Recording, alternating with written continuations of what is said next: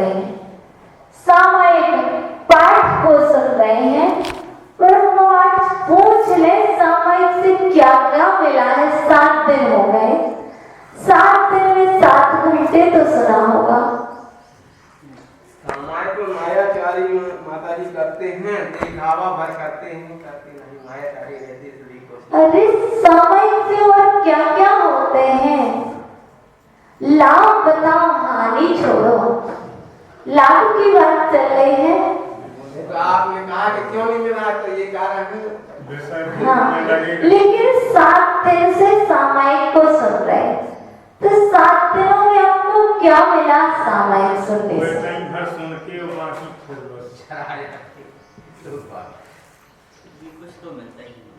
कुछ तो मिलता होगा, तब तो आप आते हो। यदि नहीं मिलता तो फिर क्यों आते हैं? क्योंकि जितना वक्त यहाँ व्यतीत कर रहे हो, यदि उतना वक्त फिर बिजनेस में व्यतीत करना चाहिए, तो हम पैसे मिलेंगे, धन मिलेगा, जिससे आपका जीवन का निर्वाह हो सकेगा। जब कुछ नहीं मिलता है, यही छूट जाता, तो फिर क्यों आते हो? आगे ना लाइन में कुछ ना कुछ तो मिलता है। हाँ, तो कम से कम यदि हमें 1 घंटा में एक शब्द भी मिल गया, तो हमने उतना अज्ञान तो दूर किया। क्योंकि एक शब्द का भी तो अज्ञान हो सकता था, हो सकता ना। हमने बहुत सारे शब्द बताए थे, सरस्वती के 16 नाम बताए थे, उसमें एक शब्द आपको याद था, बरदा सबको याद था, कुमारी शब्द सबको याद था, कुमारी शब्द सबको याद था, लेकिन अर्थ किसी को पता नहीं था। आपको तो इतना ही पता था, किसी लड़की की शादी नहीं हुई है तो उसके आगे कुमारी लगा देते हैं, इतना ही पता था ना।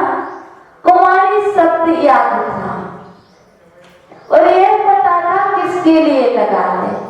लेकिन अब यह तो पता चल गया कुमारी सरस्वती को भी कहते हैं। इतना ज्ञान तो दूर हुआ था। बरदा याद था, लेकिन अर्थ पता नहीं था, तो हमने उतना अज्ञान तो दूर किया। सब कुछ होने के बाद भी हमें कुछ ना मिले, सिर्फ यदि हम एक शब्द का अर्थ जान जाते हैं, तो हम उतना अज्ञान हटा देते हैं, उतना हम मिथ्यात्व को हटा देते हैं। क्योंकि अज्ञान ही तो मिथ्यात्व है। जितना जितना अज्ञान है, उतना उतना मिथ्यात्व है।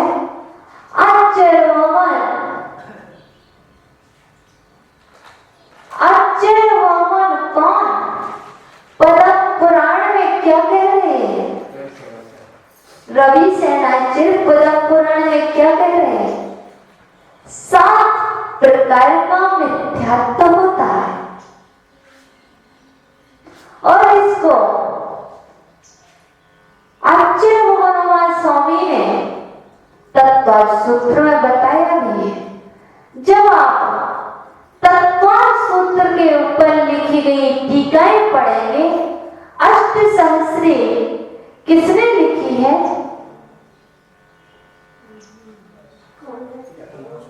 आचार्य विद्यानंद स्वामी ने, जो अभी है इन्होंने नहीं, हाँ, उन्होंने 8000 श्लोक प्रमाण अष्ट सहस्र, हाँ है ना, तो वो लिखी है। वो किसके ऊपर लिखी है? तत्वार्थ सूत्र के मंगलाचरण के ऊपर। जो मंगलाचरण क्या है? मोक्ष मार्गस्य नेतारम भेत्तारम कर्मभूगताम जातारम विश्व तत्वानाम वंदे तद्गुण लब्धये। इस लोक को समझने के लिए आचार्य भगवान ने सहस्त्री की रचना की। सिर्फ इस श्लोक के ऊपर 8000 श्लोक प्रमाण, टीका भी लिखी। आप कहते हैं ये विषय कैसे आ गया इसमें? जब आप कहते हैं सामायिक से मोक्ष मिलता है, कहा था ना भैया, पर मिला नहीं है, पर मिला नहीं, लेकिन सामायिक से ही मिलेगा, मोक्ष मिलेगा। अभी हम उस सामायिक तक नहीं पहुंचे हैं, जैसे सामायिक करने से मोक्ष मिलता है। क्योंकि आचार्य भगवान स्वामी ने बता दिया है, मैं उन्हीं देवों को नमस्कार करता हूँ, उनके गुणों को नमस्कार करता हूँ, इसलिए कि उनके गुण मेरे अंदर आए। कहा ना, जो मोक्ष मार्ग के नेता हैं और कर्म रूपी पर्वतों को भेदने वाले हैं और संसार के सभी पदार्थों को एक साथ जानने वाले हैं, मैं उनके लिए क्या करता हूँ? नमस्कार करता हूँ, मैं उनकी वंदना करता हूँ। अब ये मंगलाचरण हो गया था, इसके बाद आता था मोक्ष मार्ग है क्या? भैया हम 7 प्रकार का मिथ्यात्व बताने वाले हैं, इसलिए आपको एक विषय ले रहे हैं।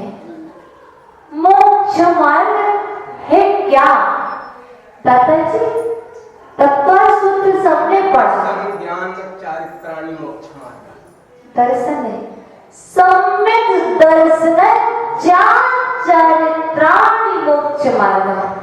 आचार्यों ने यही लिखा, सम्यक शब्द लगा, दर्शन ज्ञान चारित्राणि मोक्ष मार्ग नहीं है ना? तत्व सूत्र का पहला सूत्र, तीनों की एक का ही, सम्यक दर्शन, सम्यक ज्ञान और सम्यक चारित्र, इन तीनों की एकता मोक्ष का मार्ग है। मोक्ष नहीं है, मोक्ष का मार्ग है, रास्ता है। लेकिन माता जी जब एकता हो जाएगी तो मोक्ष मार्ग में हो ही गया, मार्ग है, आकाश है, दिख रहा, आकाश दिख रहा, दिख रहा, पर आकाश में हमें कहीं रोड नहीं दिख रहा, कोई रास्ता नहीं दिख रहा, तो क्या रास्ता नहीं होगा? भैया आकाश से बादल दिख रहे हैं, ऊपर रोड नहीं दिख रहा, क्या रोड नहीं होगा? मार्ग नहीं होगा, कैसे जाना?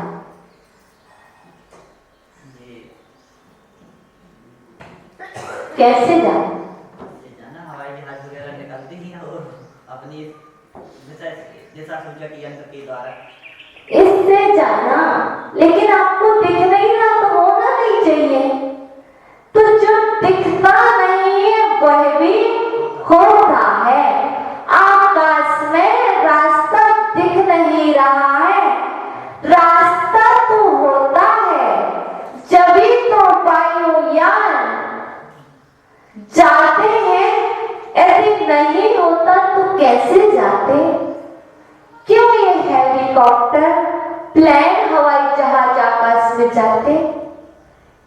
अपनी मंजिल तक कैसे पहुंचते? रास्ता होता है। ऐसे ही मोक्ष मार्ग जो है, यह मोक्ष मार्ग है। अब रास्ता दिख नहीं रहा, लेकिन मोक्ष मार्ग का रास्ता हमें स्वयं बनाना होता है। बताया है सम्यक दर्शन, सम्यक ज्ञान और सम्यक चारित्र, जब ये तीनों आत्मा में होंगे तभी मोक्ष मार्ग होगा। यदि सम्यक दर्शन मिथ्या हो जाए तो क्या हम मोक्ष मार्ग कहेंगे? क्या कहेंगे? हम मिथ्यात्व कहेंगे, इसे हम मोक्ष मार्ग नहीं कहेंगे।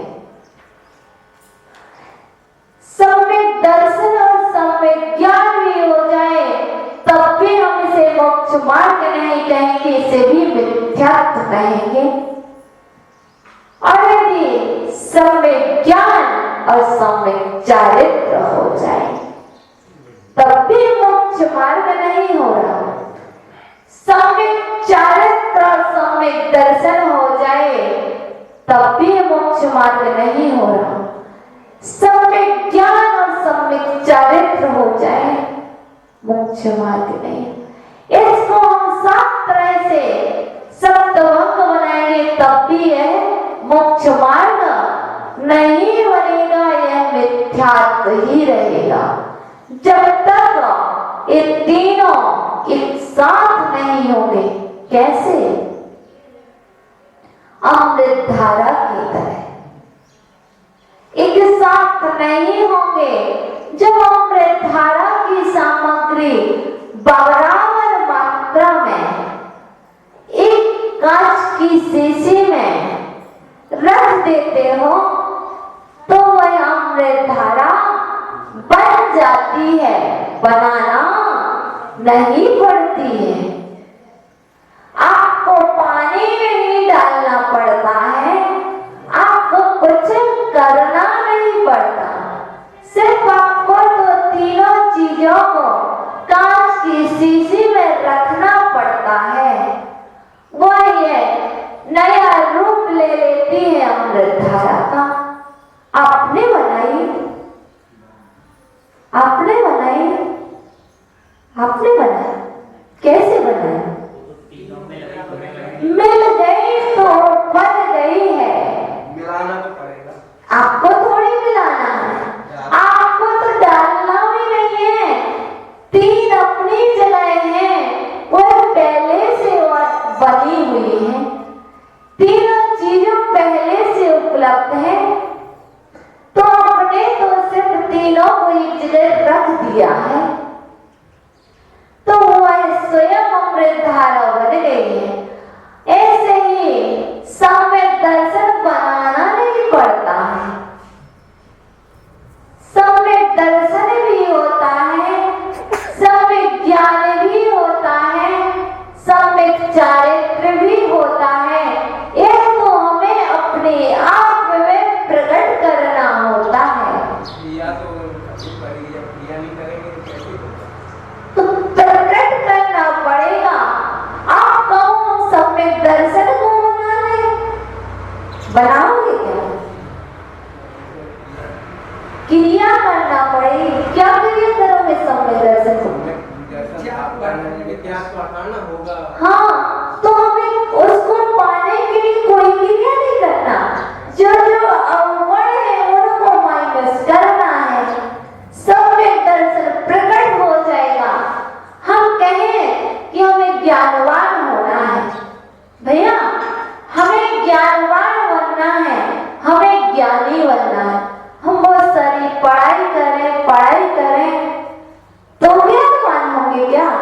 पढ़ाई करने से कोई ज्ञानवान नहीं होता है। जो अज्ञान है उसको हटा दोगे तो ज्ञानवान हो जाओगे।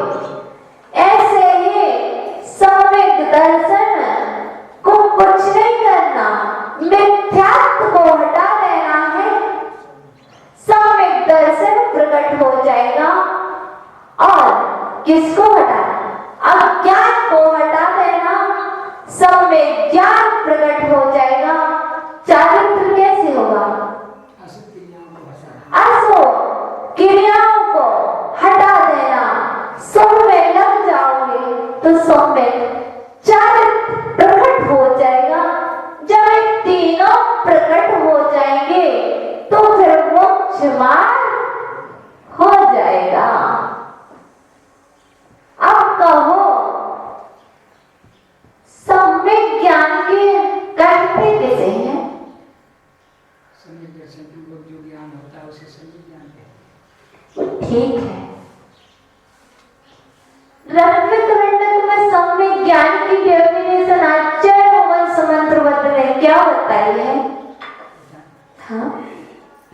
अनमोल मन अतिरिक्त यथार्थ समझा विकी निसंदेह में लेता अज्ञान मानना। अन्योन मनतिरिक्तम, इसका अर्थ क्या है? एक भी अच्छा नहीं होना चाहिए, न एक अच्छा सा अधिक होना चाहिए। आप यथातथ्यम, जैसा का तैसा, बिना च विपरीतता, विपरीतता से रहित, निसंदेह, निसंदेह होना चाहिए। और क्या होना चाहिए? क्या होना चाहिए? 5 चीजें बतानी अच्छे होने। अन्योन मनतिरिक्तम, याथातथ्यम बिना च विपरीता, निसंदेह वेदे तदाहु मानस मागमिनः, और मोक्ष मार्ग में गमन निसंदेह पूर्वक। जो वस्तु जैसी है वैसी ही होना चाहिए, ना एक शब्द कम ना बढ़। सम्यक ज्ञान के लिए जो जैसा है, जैसा का तैसा कहना, विपरीतता से रहित होना चाहिए, निसंदेह होना चाहिए, तब कहीं सम्यक ज्ञान होगा। हम सोचे विपरीत बोलते रहे, झूठा बोलते रहे, सम्यक ज्ञान कहलाएगा नहीं, हुए मिथ्या ज्ञान कहलाएगा। ये 5 चीजें देख लेना पहले, इसके बाद हम जो भी बोल रहे हैं इन 5 चीजों को परख कर बोल रहे हैं कि नहीं। यदि ये 5 चीजें हम जो बोल रहे हैं उसमें शामिल है तो हमारा सम्यक ज्ञान है। 5 चीजें माता जी फिर से बताइए। शब्दों से ना कम होना चाहिए ना बढ़ना चाहिए, जिसका जैसा स्वभाव है जैसा का तैसा होना चाहिए, विपरीतता से रहित होना चाहिए, निसंदेह होना चाहिए और आगम प्रमाण होना चाहिए। इन चीजों 5 से यदि बाहर बोल रहे हो तो सम्यक ज्ञानी नहीं हो, मिथ्या ज्ञानी। क्योंकि आचार्य भगवान ने रत्न करंडक श्राविकाचार श्रावकों के लिए लिखा है ना। श्रावकों का वर्णन है, श्रावक को सम्यक ज्ञान कैसा होना चाहिए। श्रावक को जब भी बोलना चाहिए 5 से परख कर बोलना चाहिए, हम कैसा बोल रहे हैं। आप कहते हम कौन सा स्वाध्याय करें, बता रहे श्रावकाचार, जीना सीख जाओगे, कैसा जीना। तो चलते हैं कहाँ आगे। इस बात को ले रहे थे कि मोक्ष मार्ग होता है, होता ना भैया। ऐसे ही भगवान होते हैं, भगवान होते हैं, होते ना। कहाँ होते हैं? सिद्धालय में होते हैं, वेदी पर भगवान होते हैं, उनका प्रतिबिंब होता है, उनकी प्रतिमा होती है। अच्छा एक चीज बताओ, भगवान जन्म लेते कि नहीं? पवन भैया बात चाहे कह लो, लेकिन जन्म भगवान ले तो वो तो कौन जन्म लेता है? बालक जन्म लेते, कब लेते हैं?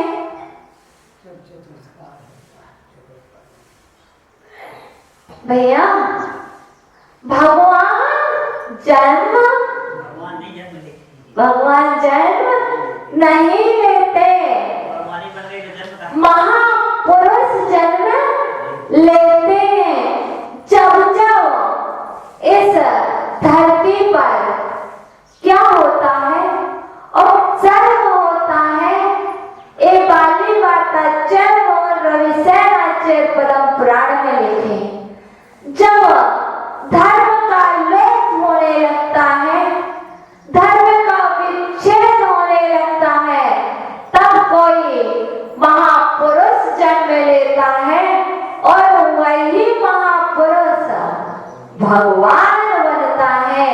भगवान जन्म नहीं लेते हैं, महापुरुष जन्म लेते हैं।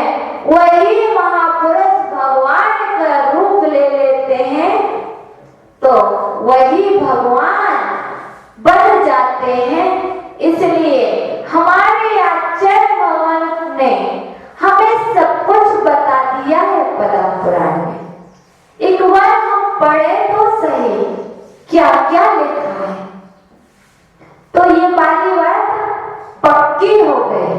और ये वाली बात भी फाइनल, भगवान कुछ देते नहीं है, हमारे पुण्य से हमें सब कुछ मिल जाता है।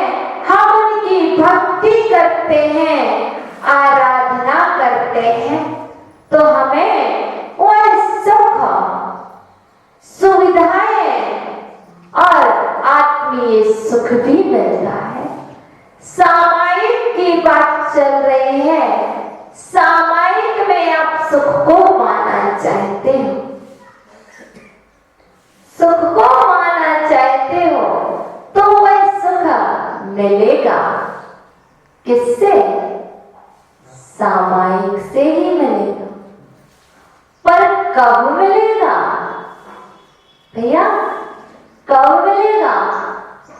जब वैसे सामायिक करोगे जो हमारे भगवान ने किए हैं, तब आपको वह सुख मिलेगा। हमें तो बहुत समय हो गया सामायिक करते करते, अभी तक हम भगवान भी नहीं बने। पर बनेंगे कैसे?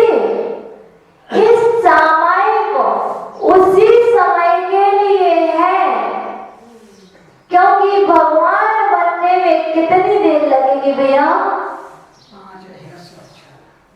कितना समय लगेगा सिद्ध होने में? कितना समय लगेगा? एक समय में सिद्ध हो जाओगे, एक समय में सिद्ध हो जाओगे। इस सामायिक उसी समय की तैयारी चल रही है कि हम एक समय के लिए वह परिणाम कब निर्बल बने। हमारे जो भगवान ने सामायिक किए, मुनिराज ने सामायिक किए, जो अभी कर रहे हैं, जब आप कहते ना ले लेंगे अंतिम समय, पता नहीं अंतिम समय ले लोगे दीक्षा, पर सामायिक के वह परिणाम बनेगी नहीं, वह समता बनेगी नहीं। ये तो हमारी प्रैक्टिस चल रही है। किस चीज की? समाधि की तैयारी चल रही है। अभी से हम समाधि की तैयारी कर रहे हैं कि जब हम अभी समता पान नहीं हो सकते, तो जब हमारा अंतिम समय आएगा तो हम कैसे समता रखेंगे? दादी, आज हमें कोई छू लेता है, हम समता नहीं रख पाते, फिर तो जब हमारा अंतिम समय आएगा भैया, समाधि देखना तब याद रहेगा। उस समय शक्ति नहीं है, हिम्मत नहीं है, फिर भी लोगों को आना लग रहा है, आवाज कर रहे हैं और सब क्या सोच रहे, चलो मैं थोड़ी सी बैयावृत्ति कर लूं। जब अभी हम बैयावृत्ति को सहन नहीं कर पा रहे, हम बोल रहे हैं, है ना? यदि उस समय हम फिर क्या करेंगे जब बोल भी नहीं पाएंगे? बोल भी नहीं पाएंगे, लेते रहेंगे 8 दिन तक। और लोग आ रहे हैं, पैरों को किसी को पता है कैसे बैयावृत्ति करना है, कैसे नहीं करना। कोई कैसे दबा रहा है, कोई कैसे दबा रहा है। इसलिए ये हमारी प्रैक्टिस अभी से उस समय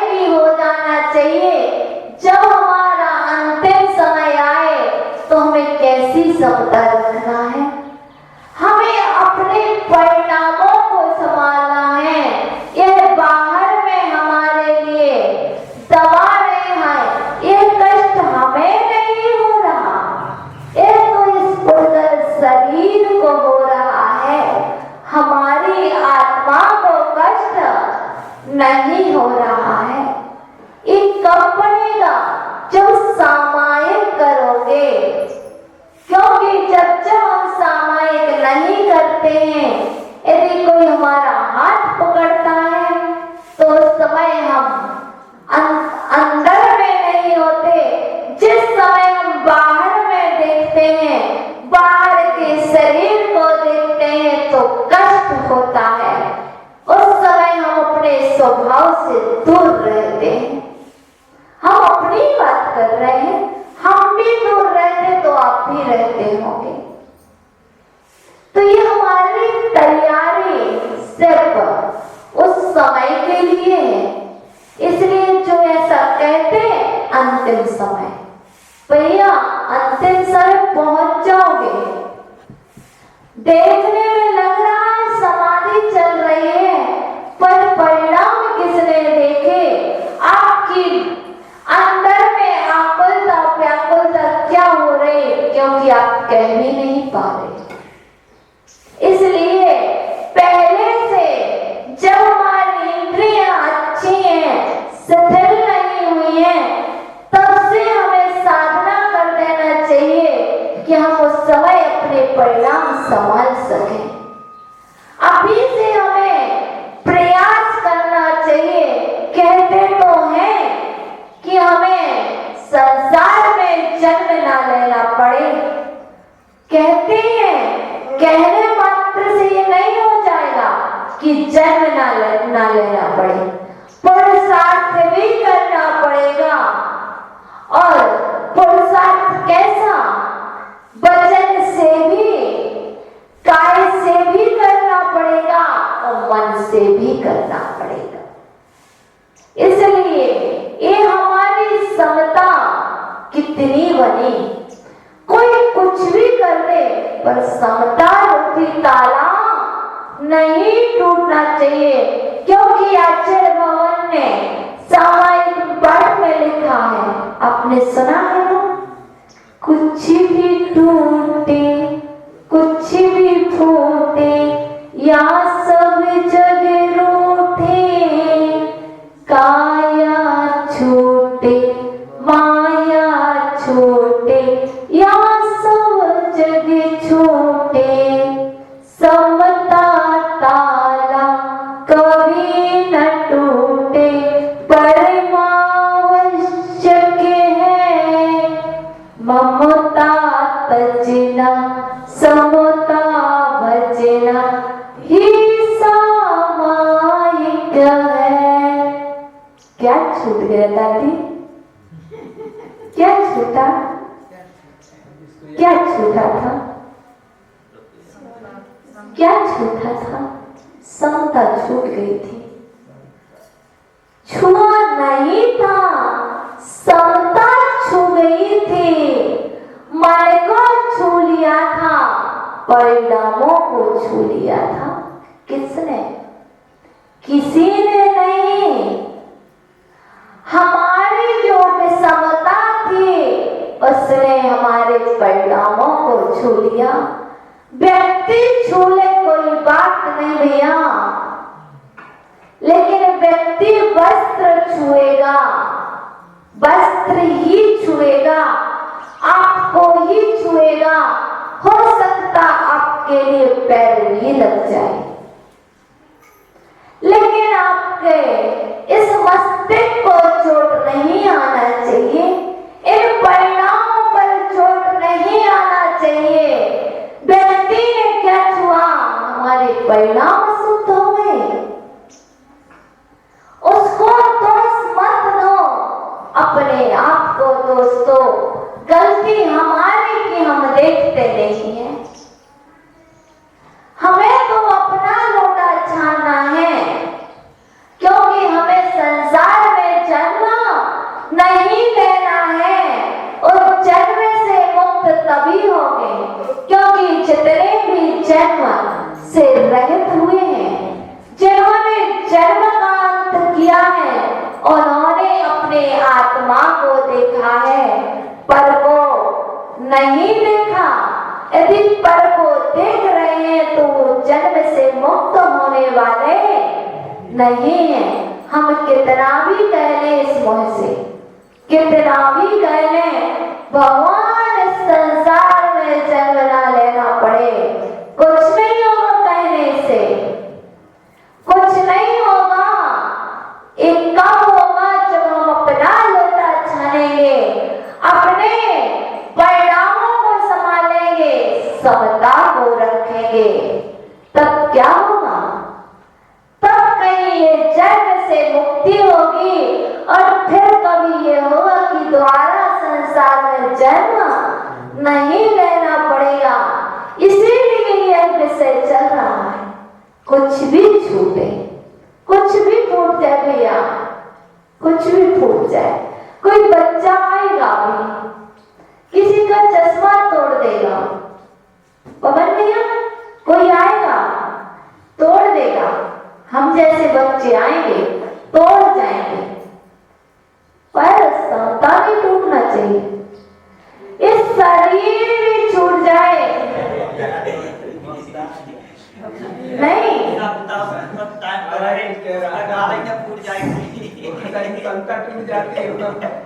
तो सामायिक पाठ की क्लास में बैठे हो, किस लिए? इसलिए बैठे हो कि हम कितनी समता बनाएं। कोई आएगा दूसरे को मार रहा था, आपके सिर में चोट लग गई और आप कागज छोड़ के चले गए। किसके साथ हुआ था ऐसा? मैडम समोसरण जा रहा था, मैडम की तिरछी छलांग लगी थी, हाथी तो ईरियापत से चल रहा था, लेकिन मैडम का प्रमाद से उसकी तिरछी छलांग लगने से हाथी के पैर के नीचे आ गया था। अब कैसे भी आया, आप यही कहोगे कि मैडम को हाथी ने दबा दिया, कहोगे ना? नहीं, जो सम्यक दृष्टि होगा वो यही कहेगा मैडम परमात्मा तिरछी छलांग से हाथी के पैर के नीचे आ गया। तुम आप कह रहे हो कुचला गया, नहीं, कुचला नहीं गया मैडम, मैडम तो स्वर्ग चला गया। तो माता जी उस समय मैडम को सिद्धांत तो आई है, पर पैर के नीचे आने पर समता बनी कि नहीं? यदि समता नहीं होती तो कहाँ चला जाता बताओ? तो ऐसे ही आपको कुचला जाए, आप काया को छोड़ दें, सब कुछ छूट जाए, पर समता नहीं छूटना चाहिए। यदि ये समता छूट गई तो क्या होगा? यदि ये मैडम समता छोड़ देता तो स्वर्ग नहीं पहुंच पाता। वह तो समोसरण जा रहा था, आप भी मंदिर आ रहे थे भैया, मंदिर आए थे, मंदिर में किसी ने कुछ कह दिया, समता नहीं रही, तो आप मंदिर में रहेगी कहीं और?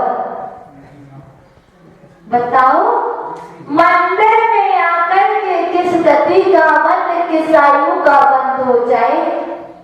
अरे भर देते हैं मंदिर में आके कुछ नहीं, सोचना, क्योंकि कहानी, क्योंकि जीवन को यदि बदलने वाली है तो छोटे छोटे से दृष्टा, क्योंकि इसीलिए कहा गया है पहले प्रथमा योग पढ़ना चाहिए। इसीलिए जब ये दृष्टांत मालूम होंगे तो ये रहेगा जब बैठक ने इतनी समता रखी, अरे हम तो मनुष्य हैं, त्रियंश गति का जीव रख सकता, हम मनुष्य हैं, हम तो बहुत समता रखेंगे, हम तो समोसरण में साक्षात हमें स्वयं समोसरण में बैठना है ना? हमारा स्वयं समोसरण लगे, इसलिए हम तो समता रखेंगे, इस समता कब आएगी? सामायिक से। जब सामायिक में आप चिंतन देंगे, चिंतन परोसेंगे, किसके लिए? अपनी आत्मा के लिए। भोजन थाली में परोस देंगे और आप पाओ नहीं, हाथ से उठाकर हाथ में ही लिए रखो, मुख में ना रखो, तो क्या भूख का समन होगा? नहीं होगा। ऐसे हम सुन लें, यहाँ सिर्फ प्रवचन सुन लें और इसके बाद यही छोड़ दें, फिर चिंतन में ना लाए, तो समता बनेगी क्या? बिल्कुल नहीं बनेगी। क्योंकि सुन लिया है तो कभी कभी चिंतन होना चाहिए।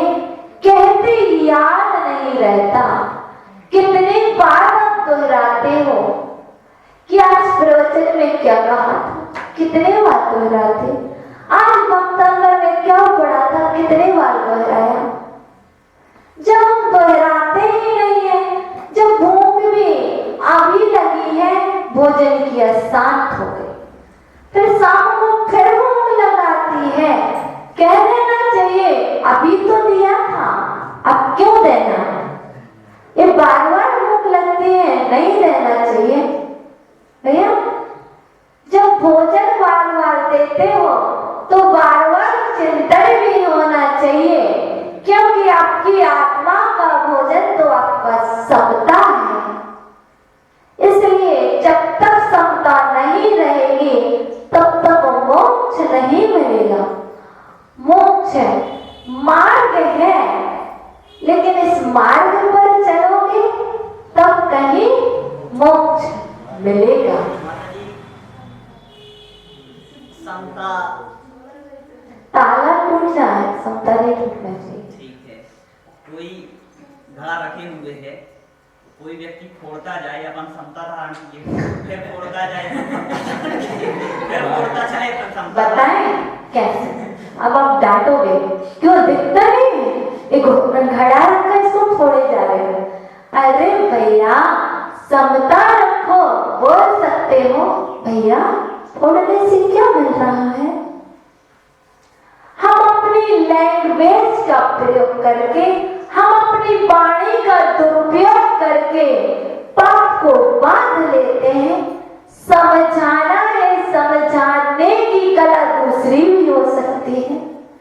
पहले तो हमें समता से समझाना चाहिए, सरलता से समझाना चाहिए। जब समझ में नहीं आए तो थोड़े टेढ़े होना चाहिए, पर अंदर में ये भाव नहीं होना चाहिए। भावों के ऊपर है, क्योंकि गुरुजी भी होते हैं, डांटते हैं शिष्य को, पहले नहीं डांटते, पहले सीधे। मानोगे कि नहीं?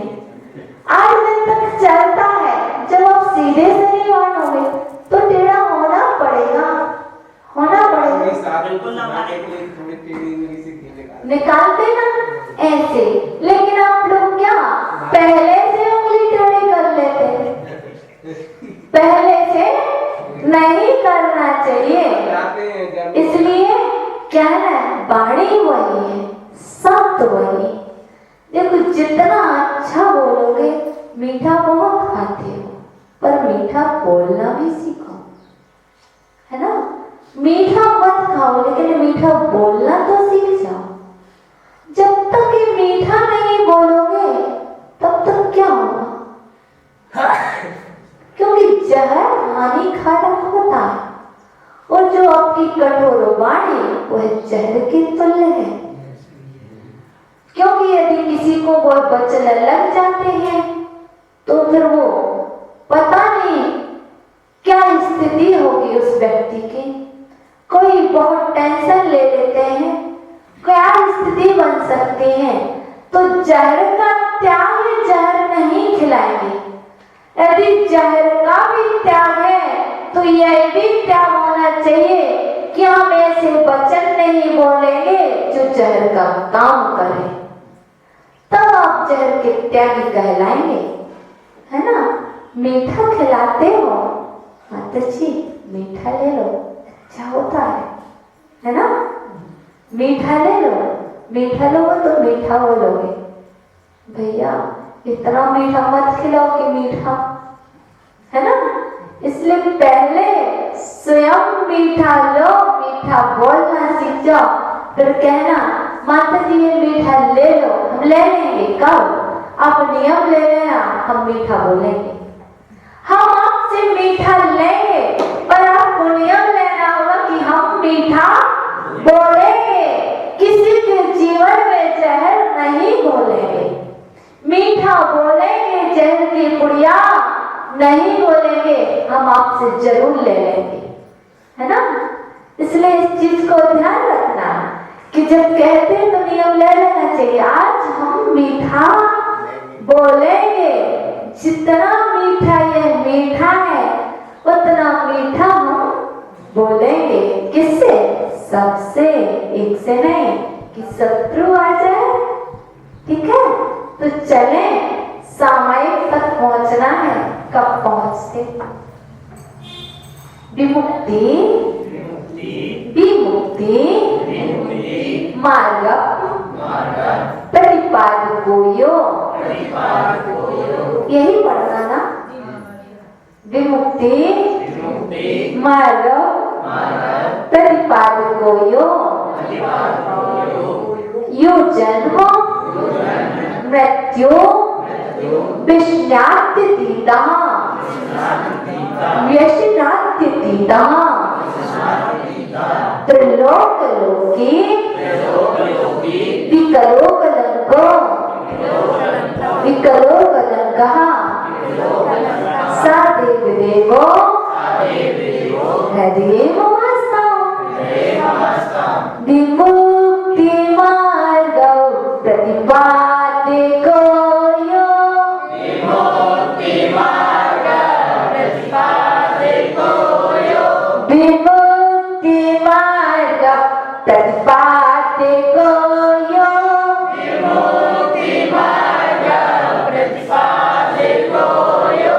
यो जन्म मृत्यु विष्णात्यतीतः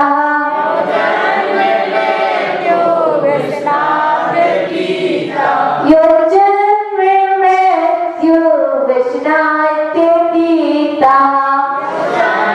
मृत्यु विष्णात्यतीतः त्रैलोक्य लोकी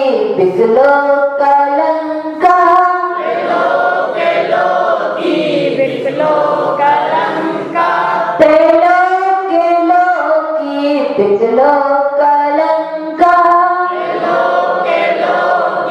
विकलोकलंकः स देवदेवो हरिममस्तम्।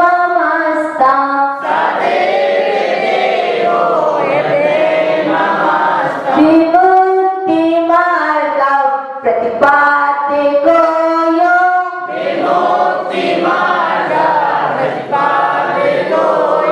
यो जन्म मृत्यु विष्णात्यतीतः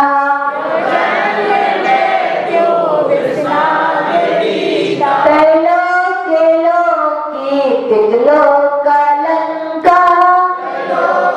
लोकी विकलोकलंकः स देवदेवो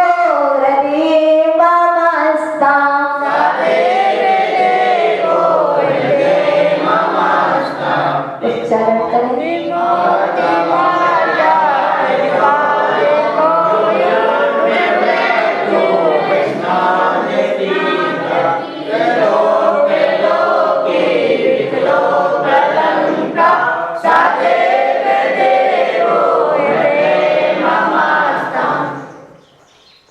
यहाँ योग है ना, तो योग पहली लाइन लिखेंगे। यहाँ विमुक्ति मार्ग प्रतिपादकः, ठीक है ना। जो विमुक्ति मार्ग, विमुक्ति कौन सी? मोक्ष मार्ग के प्रतिपादक हैं। पहली लाइन का अर्थ देखेंगे। जो विमुक्ति मार्ग, जो मोक्ष मार्ग के प्रतिपादकः, प्रतिपादक हैं। कंप्लीट। जो मोक्ष मार्ग के प्रतिपादक हैं। क्या? यहाँ जन्म मृत्यु व्यसनादि अतीता। यहाँ जो क्या है, जन्म मरण व्यसन आदि लिखा ना, जन्म मरण आदि दुखों से रहित है। दूसरी लाइन का, जो मोक्ष मार्ग के प्रतिपादक हैं और जो जन्म मरण आदि दुखों से रहित हैं, अतीत हैं। आगे देखेंगे, यहाँ त्रैलोक लोकी विकलहा अकलंकहा। यहाँ जो त्रैलोक लोकी, तीनों लोकों के क्या है, लोकी अवलोकन करने वाले हैं, जो तीनों लोकों का अवलोकन करने वाले हैं। विकला, जो शरीर से रहित हैं। अकलंकहा, और कर्म कलंक से रहित हैं। क्या, सात देव देवो हृदय ममास्तां। वह देवों के देव, वह देवादिदेव मम हृदय, मेरे हृदय में विराजमान हो। एक बार और बताएं क्या, बताएं।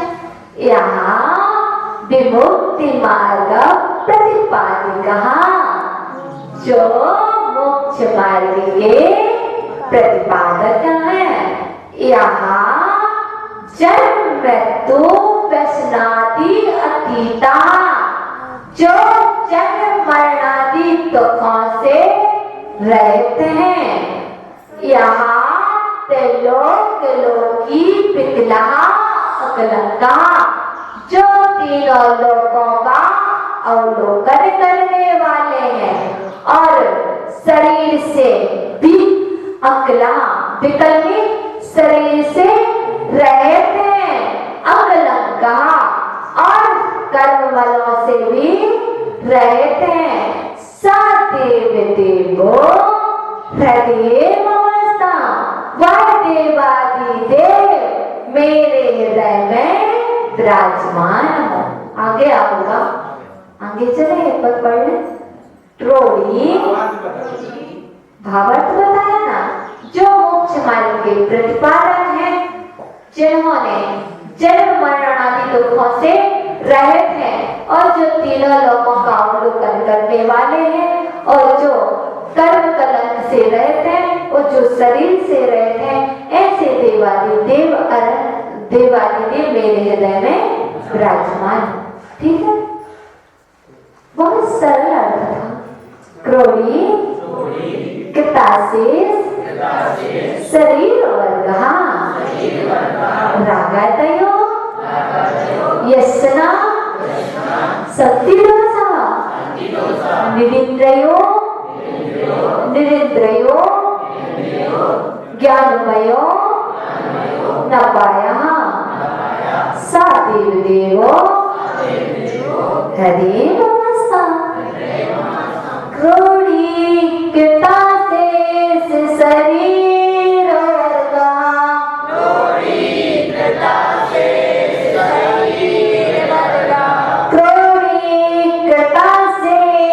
शरीर वर्गः,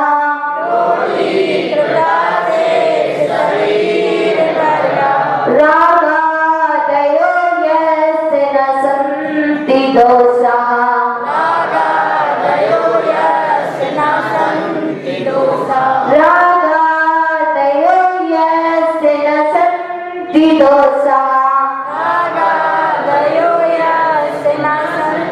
दोषाः, निरिन्द्रयो ज्ञानमयो नपायः,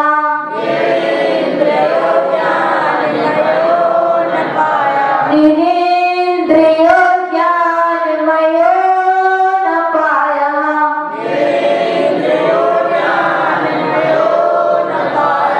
सा देव देवो हृदय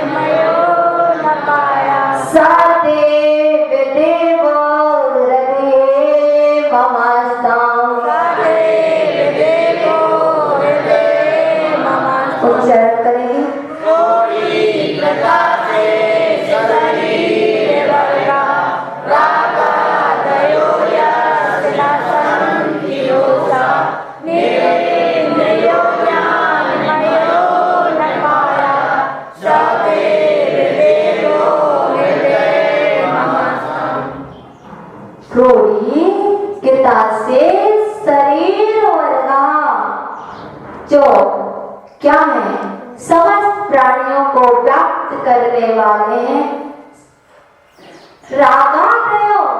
रागादिक दोषः दोषे यस जिसके ना संति नामीज नहीं संति में है होते जिनके रागादि दोष नहीं है क्या सहा वह निरिंद्रियो निरिंद्रिय इंद्रिय रहित अतीन्द्रिय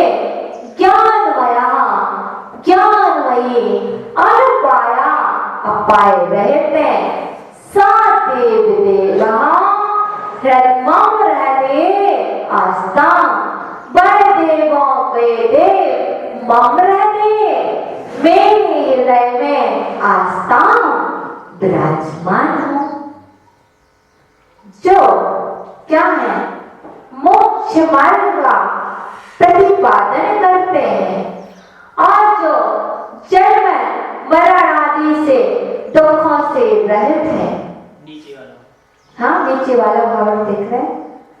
अरे कई लक्षण है जो मोक्ष मार्ग का प्रतिपादन करते हैं मोक्ष मार्ग दिखाते हैं ना मोक्ष मार्ग का प्रतिपादन करते हैं और जो जन्म मरण आदि दुखों से रहित हैं और कैसे हैं जो तीनों लोगों को देखने वाले हैं या जानने वाले हैं और कैसे हैं वो शरीर से रहित थे और कर्म रूपी मैल से रहित थे अतीन्द्रिय थे ना है ना इंद्रियातीत थे तो शरीर से रहित थे और कर्म रूपी मलों से भी रहित थे वह देवादि देव अनंत देव मेरे हृदय में विराजमान।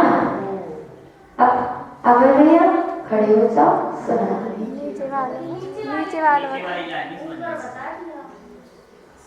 ऊपर क्या होता है तो प्रतिपादक थे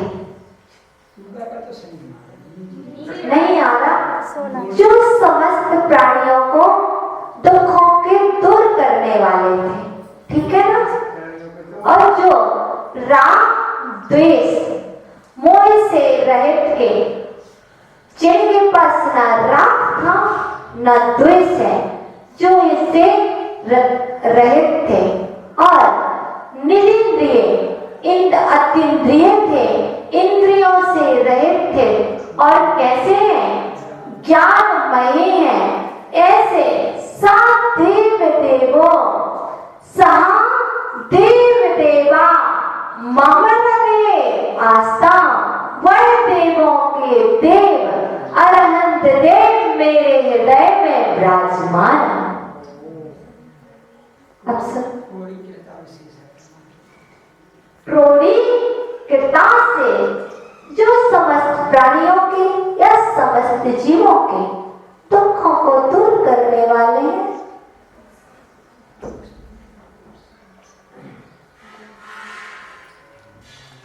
विमुक्तिमान